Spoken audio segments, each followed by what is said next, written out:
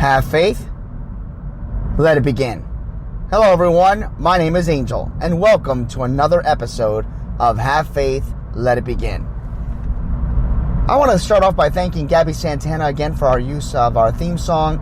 She wrote it, she produced it, she performed it. GABBIE Santana wrote Tested, and that is our theme song here at Have Faith, Let It Begin. Back in our live show, we aired her song Ice Cream. Original song written and performed and produced by her. We ask you to look at her YouTube channel, GABBIE Santana. There are many more songs, and there are going to be many more songs that we will air here on our show. So again, thank you, GABBIE, and good luck on your school year this year. Well, folks, we came off of a crazy two-part series on being cheated on. And it's hard to come off of those two episodes and then try to move on to something else. So I thought that just to shed some new light and give you new updates, I thought it'd be the right thing to do to give you some great motivational story today and some updates regarding myself and my family. First and foremost, my father's doing better each and every day. His test results are continuing to come back in our favor. So praise to God, and praise to all of you that prayed and shared comments to me on our Facebook page and our like page, and those that have emailed us at our show. We thank you for your concern, and we will continue to update you in the weeks to come. Second, I am exhausted.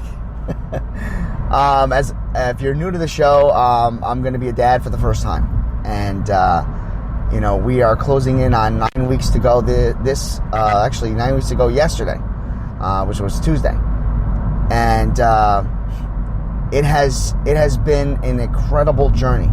Now, please, by all means, I'm not taking anything away from my wife. Boy, she has gone through those ups and downs in her pregnancy. Thank God, not too much morning sickness at all. But, I don't want it to make it seem like it's all about me, because God knows it's really all about her and my daughter. And yes, by the way, it is a girl, for those of you that didn't know that.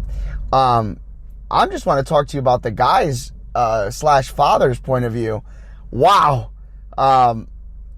It's been a mental change for me. For those of you that are already fathers, already probably giggling and saying, yeah, I remember those days. We have the second we found out we were pregnant, we knew we had to make changes to our home. We have a very small home. It's a starter home. It's like 900 square foot. I mean, I think I've said this joke before, but I mean, if I ordered a large pizza, we'd have to eat it outside. That's how small our house is. We never planned to have a child. I always wanted one. My wife didn't. There's other episodes in the past that talk about that, and the journey that we were on, and then all of a sudden, God presented us with this miracle, and we're blessed. 11 years, in the making, we've been together, and it's just, I am completely happy.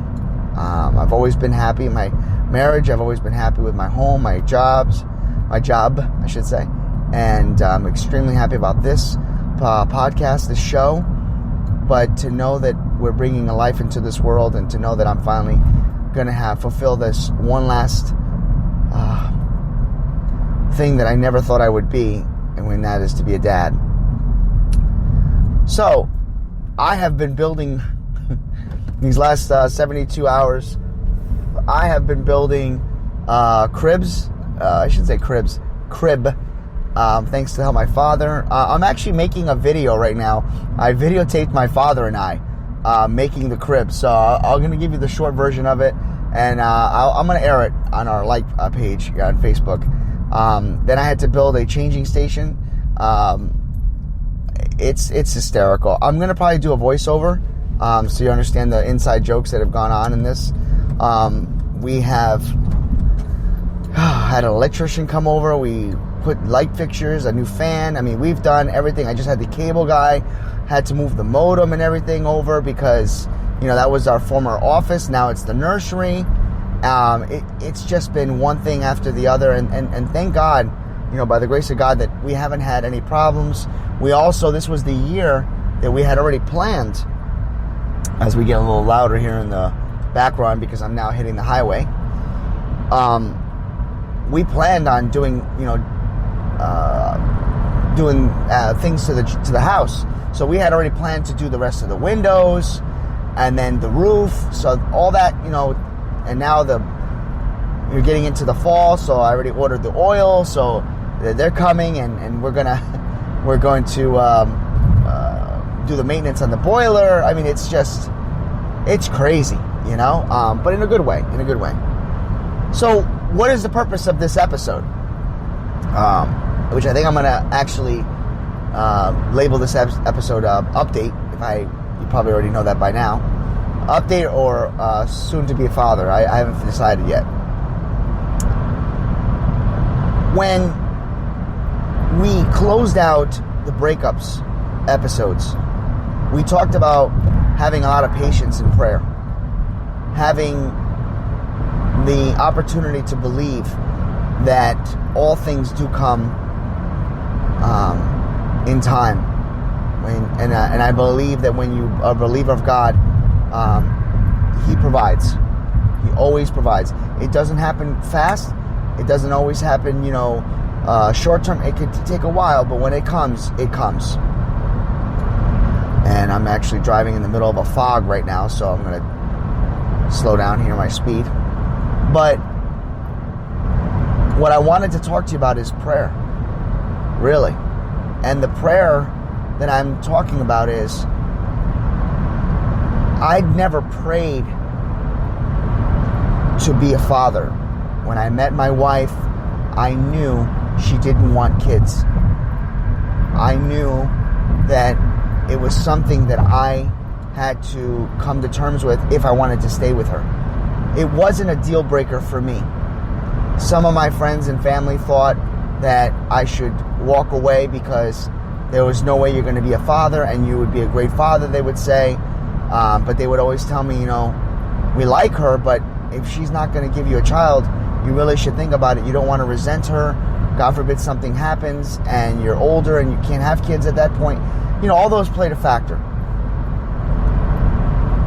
As you know from the previous episodes of, the breakups, I was not in a very healthy relationship in the past. And I had to come out of that depression. And when I came out of that depression, yes, I dated. And it took a lot of dating to really try to figure out who I was. But it was, one or two individuals that came into my life that really were instrumental in making me really feel that I was good enough to hold a relationship. I was strong enough. I was good looking enough.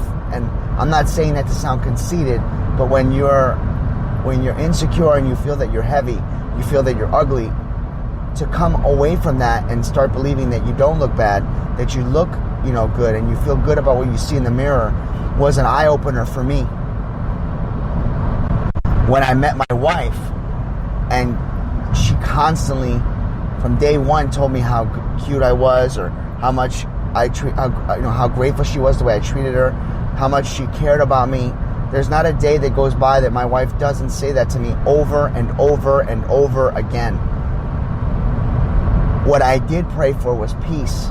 What I prayed for was happiness. What I prayed for, over 11 years ago, actually it was more because I've been with Rachel 11 years, but I was single for about 5 or 6. And I just said, God, if there is someone there for me, I'm putting this in your hands, because I know that you will find me someone that I can wake up next to and be happy with. And I believe God provided that. Now, it's funny because you'll say, well, God gave you a girlfriend, but then He gave you one that wouldn't give you children. And you know what? Sometimes prayers are answered, and it doesn't mean it's exactly what you want, but it did fulfill what I needed, and that was I needed a girlfriend that was going to be good to me. And in the relationship blossomed into more. And then we became, engaged. And I'm not going to lie to you. Children came up from time to time. And she was worried that was going to be a problem. I have shared this before. I actually had to go to therapy because I was dealing with another depression. We had one incident between Rachel and I that we felt we were going to break up during the course of our relationship. It was about the 7-year in. I guess they call that the 7-year itch, right? And we hit rough times, and I had therapy because I knew that I was struggling with the fact that I wasn't going to be a dad. We had a problem that occurred between us, and we really thought it was going to go a different direction. And yet again, I prayed to God for peace. I prayed that if this was the woman I was meant to be with, help me get in the right, frame of mind. Help me nurture our relationship and strengthen it so that it became unbreakable.